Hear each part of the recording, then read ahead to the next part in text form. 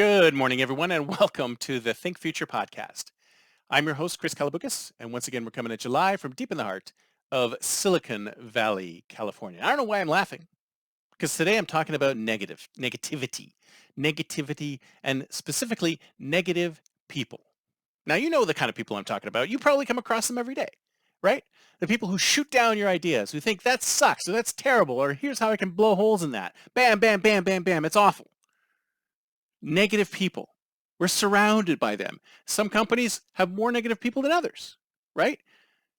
Sometimes they seem to congregate in the finance department or the legal department, right? But there's negative people everywhere, right? So what do you do with negative people? What do you do with those kind of people? Some people try to tiptoe around them. Some people try to appease them. But the reality is that where are negative people going to take you eventually?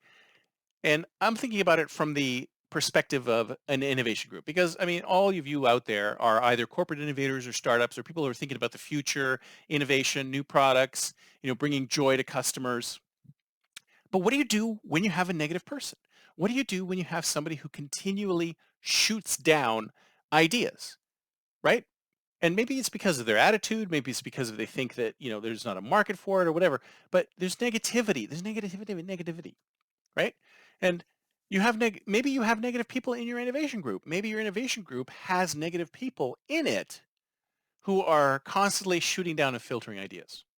What do you do with them? Well, first of all, I would say you probably can't change them, right? You probably can't change that negative person into something else. It doesn't matter if you hire coaches for them or try to get them out of the negative mindset. You probably won't be able to get them out of the mindset. Now, some people might say, yeah, but it's useful to have a negative person in there. Well, maybe later on in the process, when maybe you get to the point where you're actually thinking about funding a proof of concept or something like that, maybe it's worthwhile to have a negative person there.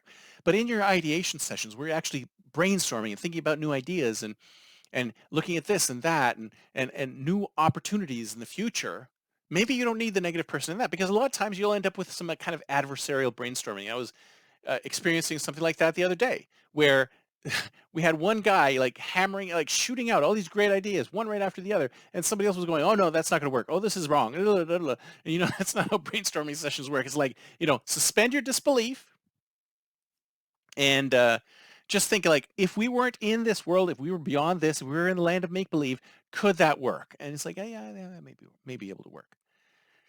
So what do you do with your negative people? You have to try and get them out of the situation, because if you ask me, innovation requires an optimistic mindset.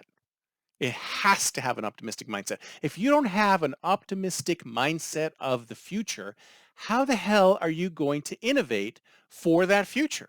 You're going to be just like, nah, that's never going to work. That's never going to work. That's never going to work. It ain't going to work. It's not going to make any money. There's no market for that. Bada, bada, bada. Right? You're constantly shooting everything down. Even if it's a good idea, you're going to shoot it down because you're negative. You're negative. You're negative. The future is bad. Maybe your past is bad. Maybe your present's bad. So you figure, oh, the future's got to be bad too, right?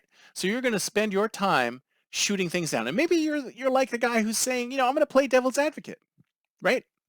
Or I'm going to go against this because I know that somebody else higher up is going to go, oh, that's a bad idea. We're not going to do this, right? So you mind read this other person and you channel them and say, I'm gonna take the position of so and so and say he's gonna say this sucks. This is not gonna work. This is bad. Do you need that in your brainstorming session? No. But negativity in general, I mean, it's not just bad for innovation, it's bad for everybody. When you have a negative person in your team, no matter what they're doing, I mean, don't they sort of drag down the rest of the group?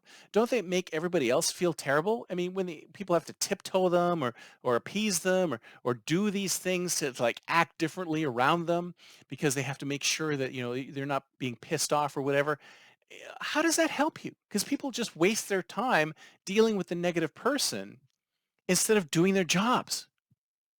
So I don't know about you, but if I had negative people in my team, I would try and get them out as quickly as possible, especially if they were in an innovation group. There's plenty of other places in an organization for a negative person other than the innovation group. So if they're in your innovation group now, see what you can do to transfer them on out as quickly as you possibly can. And I don't think Personally, I've been here a long time.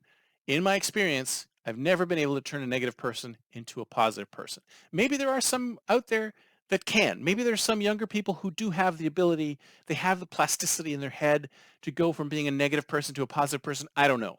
I've personally not experienced it, but if you have somebody like that in your group, I'm going to say my best advice is to see what you can do about repositioning them to somewhere else in the organization where they can probably do a better job than shooting down every idea that you've come up with. That's it for me for today. See you next time. Until then, don't forget to think future.